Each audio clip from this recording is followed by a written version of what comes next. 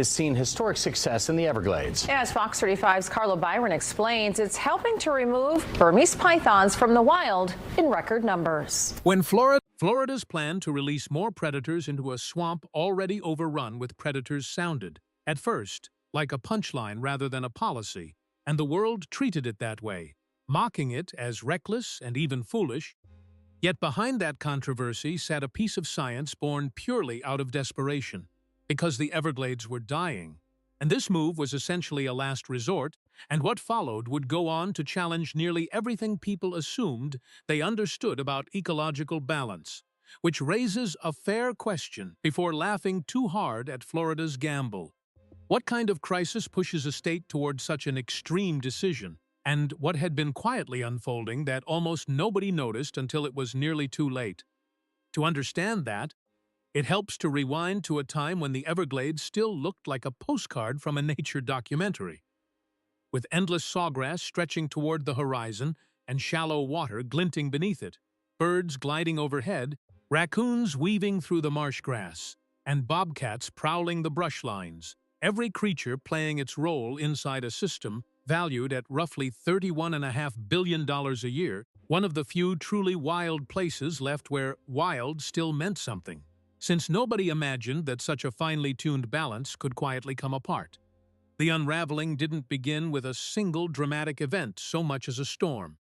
In 1922, Hurricane Andrew tore across southern Florida, destroying homes and flattening a reptile breeding facility near Miami. And in the chaos, several exotic snakes slipped out into the wetlands,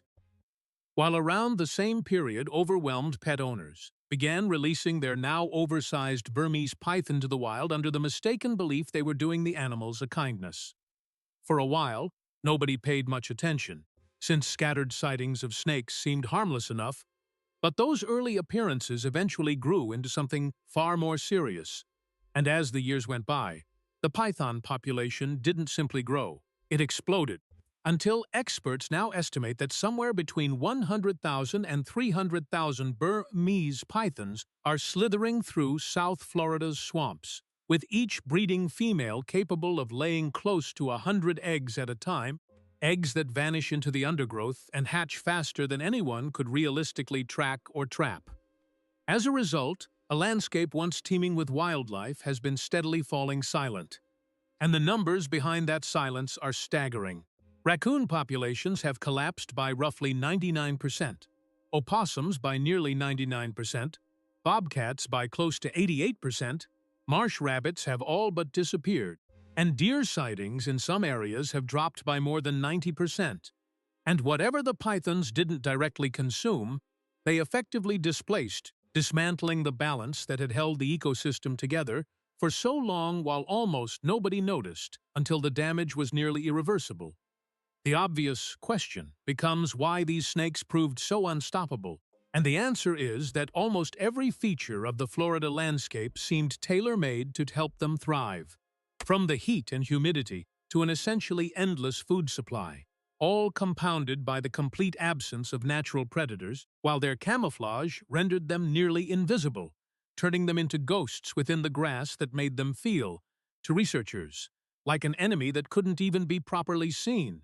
let alone fought, since for every snake removed, it seemed as though 10 more had taken its place, the invaders having found something close to paradise and steadily consuming it. These were also not ordinary snakes by any measure. Some grew beyond 20 feet in length and weighed more than 200 pounds, large enough to swallow a deer whole.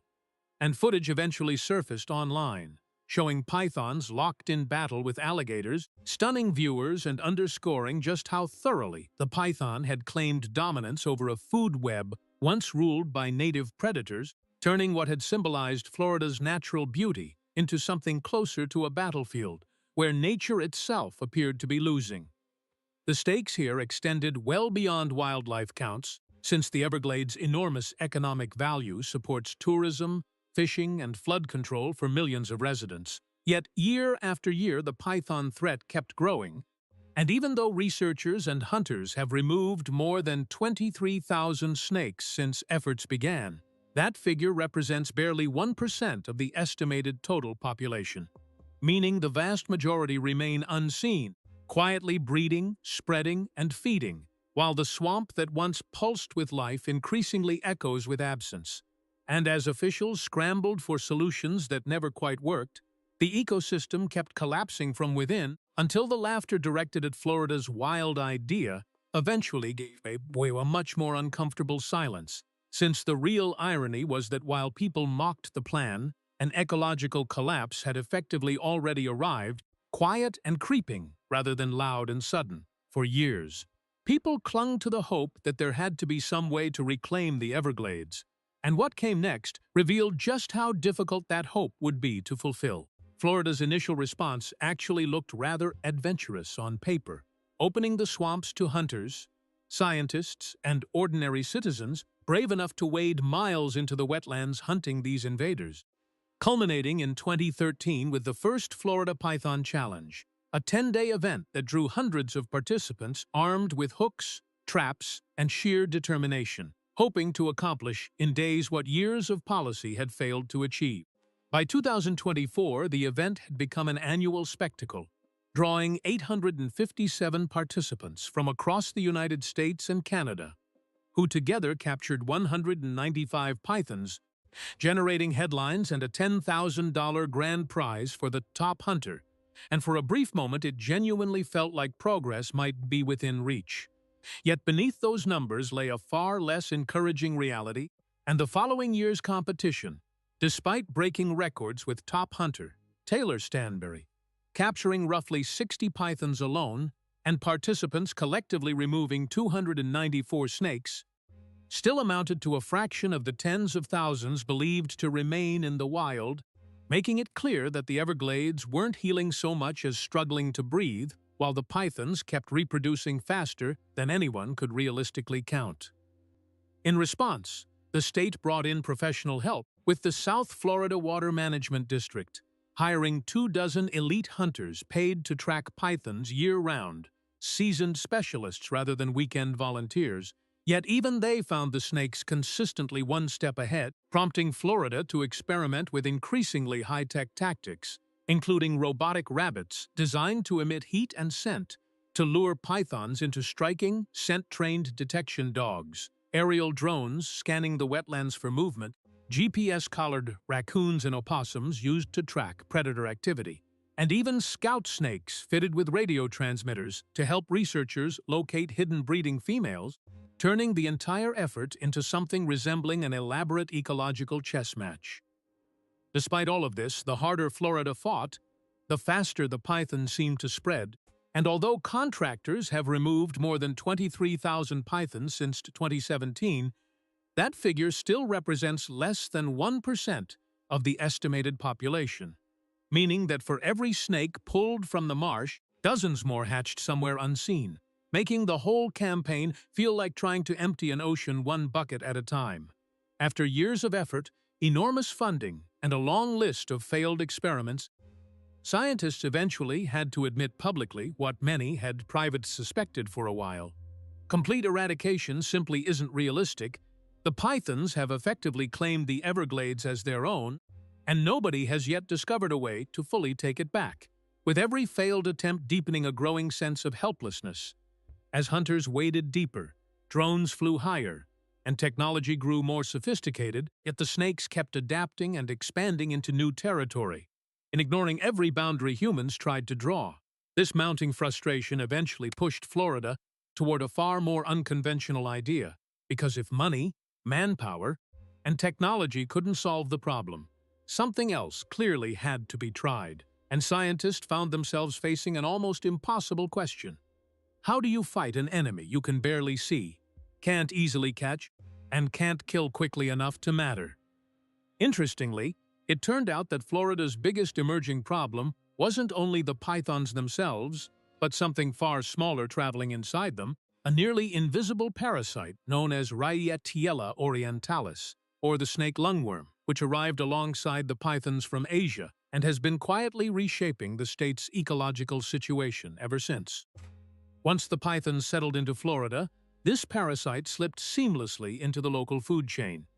beginning when python droppings released the worm's eggs into the swamp, which were then consumed by cockroaches, which were in turn eaten by lizards and frogs. And when native snakes preyed on those smaller animals, they unknowingly ingested the real threat, allowing the lungworm larvae to tunnel through the stomach and settle into the lungs, where they grow and feed on blood and tissue, slowly suffocating their host from within. For many native snakes, especially smaller species, this infection proves devastating, causing pneumonia, open lung lesions, and in severe cases dozens of worms emerging through the mouth, leaving infected animals unable to breathe properly, hunt effectively, or ultimately survive. What has alarmed scientists most is how widely this parasite has already spread, having infected 18 native Florida snake species across dozens of counties, with reports reaching as far north as Jacksonville and even toward the Panhandle, meaning the lungworm is no longer dependent on pythons to keep spreading, since it's now moving independently through native snake populations. And that independence is precisely what makes it so dangerous. Because when native snakes die off, the broader ecological balance suffers, rodent populations grow unchecked, smaller predators lose food sources, and the resulting ripple effects destabilize entire ecosystems, since these snakes function simultaneously as pest control, prey, and predator. Even if every python were somehow removed tomorrow, scientists fear the lungworm would remain embedded in the very species meant to help maintain Florida's ecological balance. Although there is one curious exception worth noting. The Florida cottonmouth, a native pit viper, appears to resist the parasite for reasons that remain unclear, whether due to genetics, diet, or some naturally developed immunity, offering one of the few hopeful mysteries within an otherwise troubling situation. Since what began as a fight against giant invasive snakes has evolved into something considerably more complicated, an invisible threat spreading even faster than the predator that originally introduced it, with no cure, no treatment, and no obvious way to contain it. Amid this deepening crisis, Florida eventually unveiled a plan so unusual it triggered widespread disbelief. Officials announced they would release hundreds of Eastern Indigo snakes, a native, non-venomous species, into the wild specifically to help combat the python invasion, and the announcement instantly ignited public mockery, with social media flooding, with jokes questioning why Florida would respond to a snake crisis by adding more snakes, while skeptics compared it to past ecological missteps like Hawaii's infamous mongoose introduction. And even some conservationists hesitated to publicly defend a plan that, on the surface, seemed to contradict years of python eradication efforts. What the public largely failed to recognize, however, was that the Eastern Indigo Snake wasn't a wild-card addition to the chaos, but rather a long-overlooked native predator capable of hunting and consuming other snakes, including venomous ones, fearlessly and behind the headlines. Conservation teams had actually spent years carefully breeding these snakes in captivity, restoring suitable habitat, and preparing for a methodical, science-based reintroduction rather than acting impulsively.